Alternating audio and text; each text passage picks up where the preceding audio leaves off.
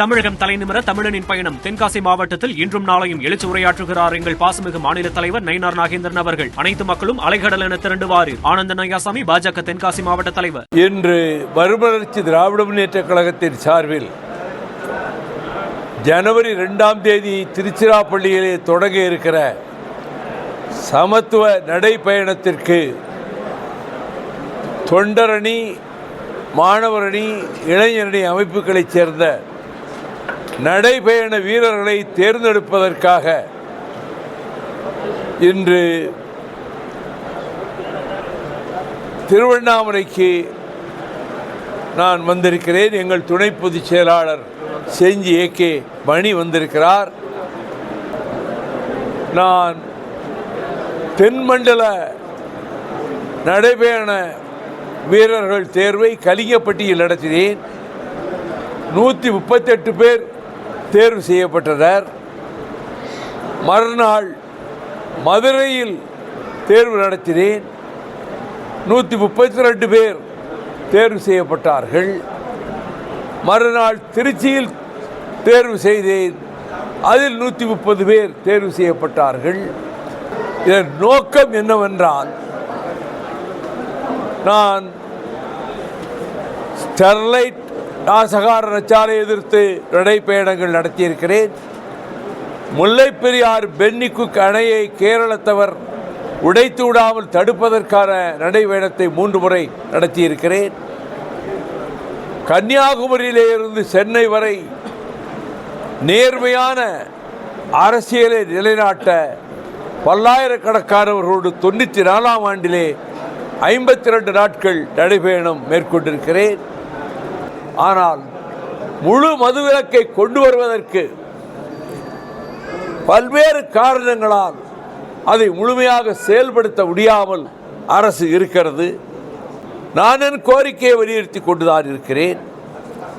இப்பொழுது இந்த நடைபயணம் என்பது மதுவை விட கொடிய இந்த மனித சமுதாயத்தின் இளம் தலைமுறையை, மாணவர் தலைமுறையை அடியோடு பாழாக்கும் ட்ரக்ஸ், போதை பொருட்கள்,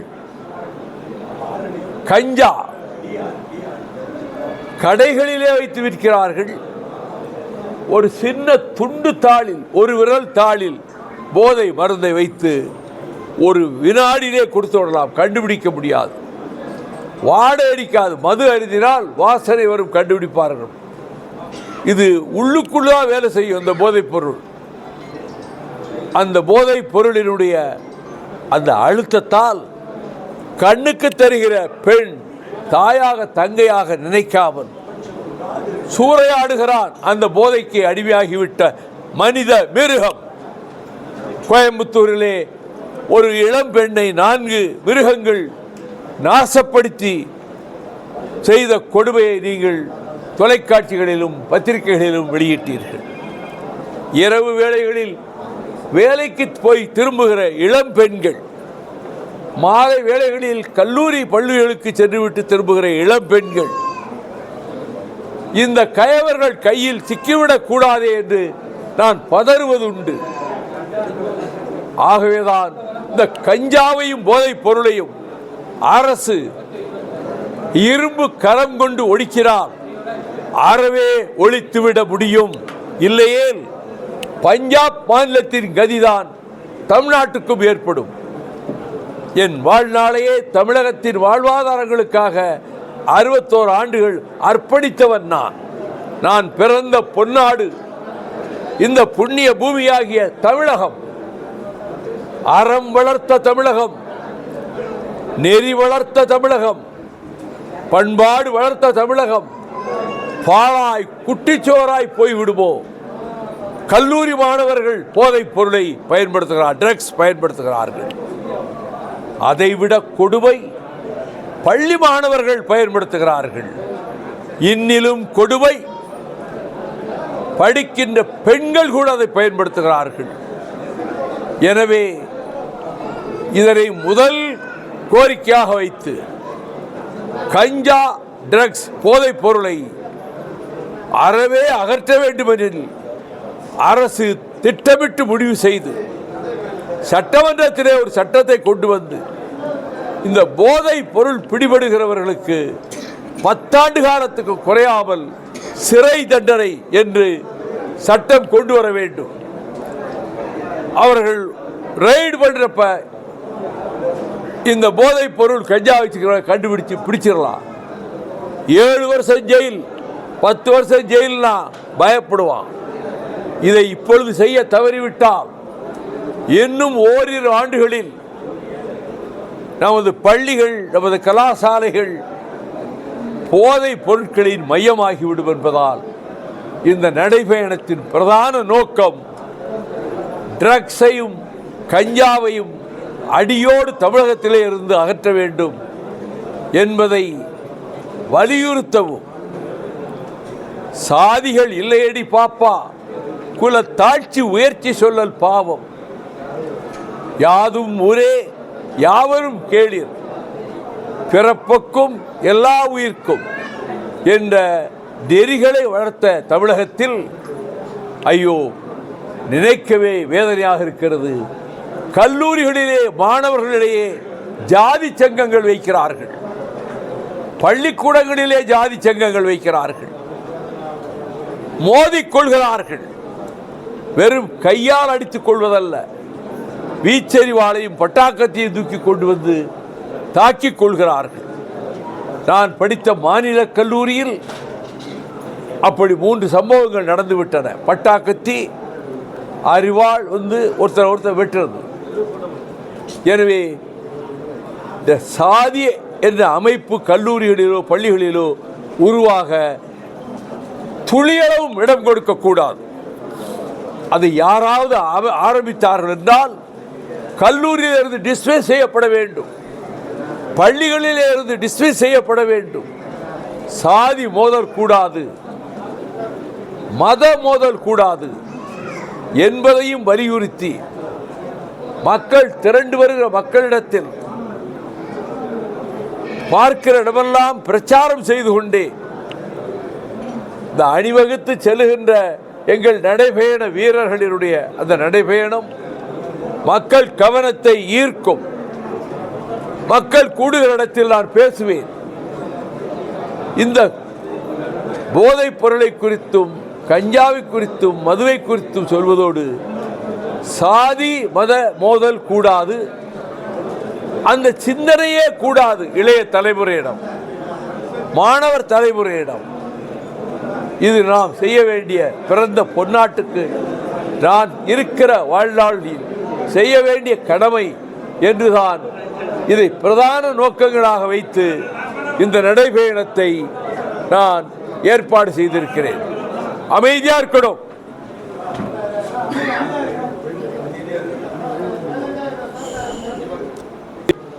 நான் எதிர்பார்த்ததை விட வெற்றி பெறும் என கருதுவதற்கு காரணம், கடந்த 4 மையங்களிலும் நிரம்ப கல்லூரி மாணவர்கள் வந்தார்கள், கல்லூரி படிப்பு பிடித்த பட்டதாரி மாணவர்கள் வந்தார்கள்.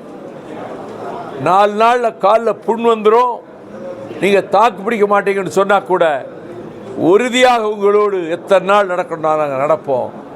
உங்கள் அப்பா அம்மாவிட்ட சொல்லிட்டீங்களா, அவங்க தான் எங்களை போக சொன்னாங்க என்று பட்டதாரி மாணவர்கள், 2ஆம் ஆண்டு 3ஆம் ஆண்டு படிக்கிற மாணவர்கள், உங்களுக்கு டேம் டேஸ் போயிருமே, படிப்பு கெட்டு போகுமேன்னா எங்களுக்கு இப்போ லீவ் இருக்குது, செமஸ்டர் லீவ் இருக்குது, எங்கள் ஹெட்மாஸ்டர்கிட்ட சொல்லிட்டு தான் வந்தோம், எங்கள் அப்பா அம்மா போக சொன்னாங்க என்று நிரம்ப இளைஞர்கள் மாணவர்கள் வந்து இதற்கு முன்புதான் இப்படி வரல. நான் நடைபயணங்கள் ஏற்படுத்திய போது அந்த விழிப்புணர்வு ஏற்பட்டிருக்கிறது. அது எனக்கு தெம்பை தருகிறது, நம்பிக்கையை தருகிறது. இந்த பயணம்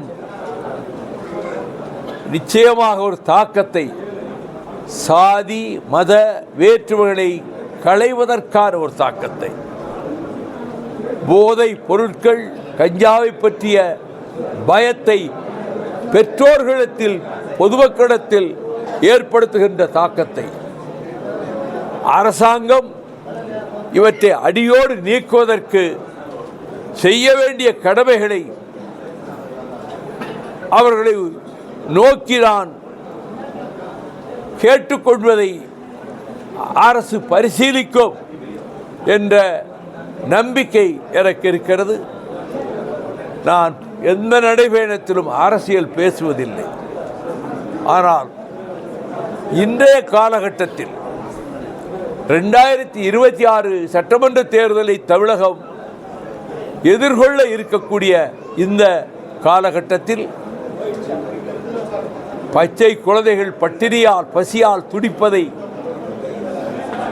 மனிதாபிமானத்தோடு அணுகி பள்ளி பிள்ளைகளுக்கும் காலை உணவு என்ற திட்டத்தை அறிமுகப்படுத்தி பெண்கள் பேருந்துகளிலே இலவசமாக பயணிப்பதற்கு வழிவகுத்து எங்கு பார்த்தாலும் மருத்துவ முகாம்களை ஏற்படுத்தி மக்களுக்கு நல்ல ஆரோக்கிய சேவையை செய்வதற்கு முன்வந்துள்ள தமிழகத்தின் உரிமைகளை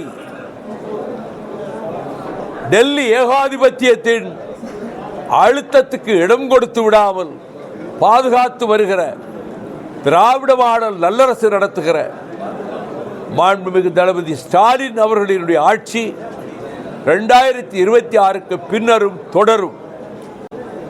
வரப்போகிற தேர்தலில் திமுக அணி வெற்றி பெறும் என்பதோடு திமுகவே தனி பெரும்பான்மை இண்டிவிஜுவல் அப்சல்யூட் மெஜாரிட்டி பெறும் என்பதையும் நான் தெரிவித்துக் கொள்கிறேன். வஞ்சகமே உருவான மத்திய சர்க்கார், சதியே உருவான மோடி சர்க்கார் தமிழகத்தை வஞ்சிக்கின்ற விதத்தில் நமக்கு கொடுக்க வேண்டிய நிதியை கொடுப்பதில்லை, நம்முடைய திட்டங்களுக்கு அனுமதி கொடுப்பதில்லை. மேகதாது திட்டத்தை கொண்டு வரக்கூடாது என்று முதலாக தமிழ்நாட்டிலே அறப்போராட்டம் நடத்தியவன் வைகோ. கிருஷ்ணகிரியிலே 10,000 பேரை திரட்டி ஒரு 16 வருஷத்துக்கு முன்பு ஒரு மிகப்பெரிய ஆர்ப்பாட்டத்தை நடத்தினேன். காவிரி டெல்டா பகுதி எங்கும் நான் காவிரிக்கும் ஆபத்து வருகிறது, காவிரி நீருக்கும். அவன் மேகதாட்டு அணையை கட்டிவிட்டால் கபினி கிருஷ்ணராஜ சாகருக்கு சொட்டு தண்ணீரை விடமாட்டான். பஞ்ச பிரதேசமாகும் தஞ்சை மண்டலம், எத்தியோப்பியாவை போல பாலை வரமாகும் செந்தமிழ்நாடு. அதை தடுப்பதற்கு நான் ஊராக சென்று 1.5 மாத காலம் கட்சி கொடி பிடிக்காமல், கட்சி பெயரை சொல்லாமல் அந்த தஞ்சை மண்டலத்தின் கோடிக்கணக்கான மக்களை நான் சந்தித்து விட்டு வந்தேன். இப்பொழுது மேகதாட்டு அணைக்கு பூர்வாங்க ஆய்வறிக்கை செய்ய நரேந்திர மோடி சர்க்கார் அனுமதி கொடுத்திருப்பது அட்ராசியஸ். தமிழ் படுத்த விரும்பவில்லை. It is very atrocious, condemnable, deplorable. எங்கள் தமிழ்நாட்டை வஞ்சிப்பதற்காகவே இந்த மேகதாட்டிலே ஒரு ஆய்வறிக்கைக்கு நரேந்திர மோடி சர்க்கார் பச்சை கொடி காட்டியிருப்பது பச்சை துரோகம் தமிழ்நாட்டுக்கு இழைத்திருக்கிறது. மோடி அரசு தமிழ்நாட்டுக்கு விரோதமான அரசு. மோடி அரசு தமிழகத்தை வஞ்சிக்கின்ற அரசு. மோடி அரசு தேர்ந்தெடுக்கப்பட்ட கோயம்புத்தூரிலும் டெல்லி மதுரையிலும் அறிவிக்கப்பட்ட மெட்ரோ திட்டத்தை ரத்து செய்த அநீதியை புரிந்திருக்கிறது. இதைவிட ஜனத்தொகை குறைந்த நகரங்களிலே மெட்ரோவை ரத்து செய்யவில்லை, வேலைகள் நடக்கின்றன. ஊரை ஏமாற்ற, நம் ஊர் தமிழர்களை ஏமாற்ற திருக்குறளை இந்தியில் எழுதி வைத்துக் கொண்டு திருக்குறள் வாசிப்பதை போலவே அது இந்தி வார்த்தைகளை வாசித்து தமிழை திருக்குறளை இந்தி எழுத்துக்களிலே எழுதிக் கொள்வது. பாரதியார் பாட்டை, பாரதிதாசன் பாட்டை இந்தி எழுத்துக்களிலே 2 வரி எழுதி கொடுத்து விடுவது. அந்த 2 வரி அவர் வாசித்து விட்டு நான் தமிழகத்துக்கு மிக வேண்டியவன் என்று ஒரு பகல் வேஷம் போடுகிறார் நாட்டின் பிரதமர் நரேந்திர மோடி. எங்களை ஏமாற்ற முடியாது, எங்களை நீங்கள் வஞ்சிக்க முடியாது. நீங்கள் மேகதாட்டுக்கு மறைமுக ஆதரவு கொடுத்திருப்பதன் மூலம் உங்கள் முகத்திரை கிழிந்து விட்டது. நீங்கள் இயற்கை வேளாண்மை பற்றி பேசியிருக்கிறீர்களே, அதன் ஆதிகர்த்தா நம்மாழ்வார் நான் நடத்திய விவசாய மாநாட்டில் 2 முறை வந்து பேசினார். எங்களுடைய துணை பொதுச் செயலாளர் ஆடுதுறை முருகன் வீட்டில் தான் நம்மாழ்வாரை மாதக்கணக்கிலே தங்க வைத்திருந்தார். அவர் விவசாயத்தை, இயற்கை விவசாயத்தை பற்றி சொல்லிவிட்டு போனார். ஆனால் நேற்றைக்கு அவர் பேசும்போது தமிழ்நாட்டுக்கு நிறைய செய்து விட்டதாக தோழர் PR பாண்டியன், அவர் எல்லா கட்சிகளோடும் ஒரு கூட்டு வைப்பார், எல்லா கட்சிகளும் அழைத்து கொண்டு போராட்டம் நடத்துவார். தஞ்சையில் விவசாய போராட்டத்தை நடத்தும் போது ரயில் மறியல் என்று அறிவித்து முதலாளாக நான் போய் ரயிலில் மறியல் செய்தேன். அவர் வானளாவ நேற்றைக்கு மோடியை புகழ்ந்திருக்கிறார். மோடி தமிழ்நாட்டுக்கு நான் எல்லாம் செய்து முடித்து விட்டேன் என்ற வகையிலே பேசியிருக்கிறார். Mister Modi, you cannot cheat the people of Tamil Nadu. நீங்கள் தமிழ்நாட்டு மக்களை ஏமாற்ற முடியாது. நீங்கள் நீட் தேர்வை ரத்து செய்ய முன்வந்தீர்களா? இல்லை. நீங்கள் இந்த ஜிஆர்டி, இந்த இப்பொழுது வந்திருக்கிறது வாக்குச்சாவடி பட்டியலை திருத்தம் செய்வது, அது நம்மை வஞ்சிப்பதற்காக. பீகாரிலே அவர்கள் அதன் மூலமாகவே வெகு எளிதாக களவாடி செல்வதைப் போல வெற்றியை பறித்து கொண்டு போய்விட்டார்கள். இப்பொழுது தமிழ்நாட்டிலும் ஒரு 65 லட்சம் புதிய வாக்காளர்களை, வெளிமாநில வாக்காளர்களை நம் வாக்காளர் பட்டியலிலே சேர்ப்பதற்கும், ஏற்கனவே வாக்காளர்களாக இருக்கிற தமிழர்களை ஒரு 75 லட்சம் பேரை பட்டியலிருந்து நீக்குவதற்கும் எலெக்ஷன் கமிஷனுடைய ஏற்பாட்டில் இந்த அநியாயம் நடந்து கொண்டிருக்கிறது. அதை எதிர்த்து திராவிட முன்னேற்ற கழகமும் அதன் தலைமையிலான கூட்டணி கட்சிகளும் சுப்ரீம் கோர்ட்டிலே வழக்கு தொடுத்திருக்கின்றன. நானும் வழக்கு தொடுத்திருக்கிறேன். எங்கள் வழக்கறிஞர்கள் போய்விட்டு வந்தார்கள். எங்களுக்கும் வாதிடுவதற்கு வாய்ப்பு கிடைக்கும். ஆனால் சுப்ரீம் கோர்ட் என்னதான் சொன்னாலும் எலெக்ஷன் கமிஷன் என்ற பெயரை பயன்படுத்தி கொண்டு இந்த வாக்குச்சாவடி வாக்காளர் பட்டியலை திருத்துகிறோம் என்ற பெயரில் ஒரு ஜனநாயக மோசடியை, ஒரு ஃப்ராடு, ஒரு மோசடியை மத்திய சர்க்கார் செய்து கொண்டிருக்கிறது. ஜனநாயகத்தின் கழுத்துக்கே கத்தி வைக்கின்ற வேலையை மோடி சர்க்கார் செய்து கொண்டிருக்கிறது. தமிழ்நாட்டிலும் அவர்கள் இதை பீகாரை போல இங்கேயும் நிறைவேற்றி விடலாம் என்று கருதுகிறார்கள். Mister Modi, Tamil Nadu is not Bihar. Tamil Nadu Bihar அல்ல. நீங்கள் இந்த வேலையை செய்ய முடியாது. கடுமையாக எதிர்த்து போராடுவோம். வாக்குச்சாவடிகளிலே மோசடிகள் நடந்து விடாமல் தடுப்பதற்கு எங்கள் இயக்கத்தினுடைய படை வீரர்கள் கடமை ஆற்றுவார்கள். மொத்தத்தில் நடைபெறுகிற நரேந்திர மோடி அரசு தமிழ்நாட்டுக்கு விரோதமான அரசு, நடைபெறுகிற என் சகோதரர் ஸ்டாலின் அரசு திராவிட மாடல் அரசு, திராவிட இயக்கம் பதியன் போடப்பட்ட இந்த நவம்பர் 20ஆம் நாள் என்று சொல்லுகிறேன். திராவிட இயக்கத்தை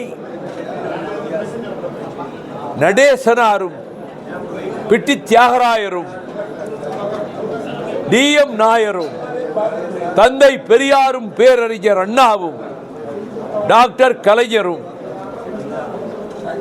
அஸ்திவாரமிட்டு எழுப்பிய திராவிட கோட்டையை எண்ணற்றவர்கள், ஆயிரமாயிரவர்கள் ரத்தம் சிந்தியும் கண்ணீர் சிந்தியும் சிறைச்சாலைக்கு சென்றும் உதிரம் சிந்தியும் கட்டி எழுப்பப்பட்ட கோட்டைதான் திராவிட இயக்க கோட்டை. நான் 30 ஆண்டுகள் திராவிட முன்னேற்ற கழகத்தில் பணியாற்றிய போது 25 முறை சிறை சென்றவன். மறுமலர்ச்சி திராவிட முன்னேற்ற கழகம் உதித்து 31 ஆண்டுகள் ஆகின்றன. இதிலும் 4-5 முறை சிறை சென்று பொட்டா கைதியாகவும் 19 மாதங்கள் இருந்து விட்டேன்.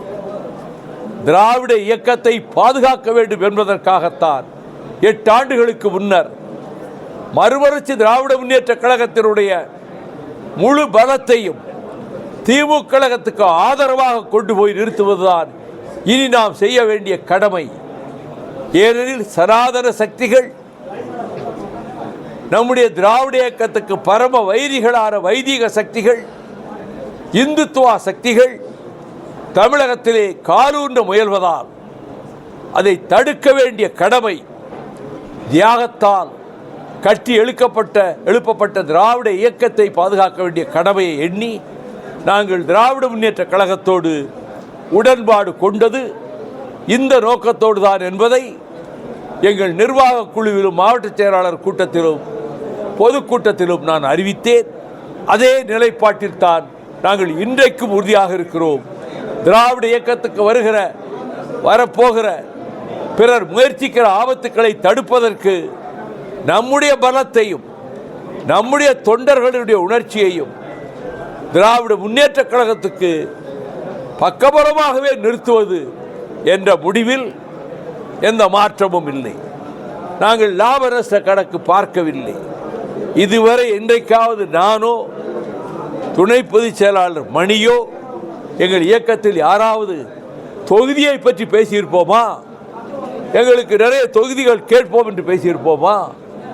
எந்த இடத்திலும் கிடையாது. அதை பற்றி பேச வேண்டிய நேரத்தில் பேச்சுவார்த்தை நடக்கிற போது அது அப்பொழுது பேச வேண்டிய பேச்சு.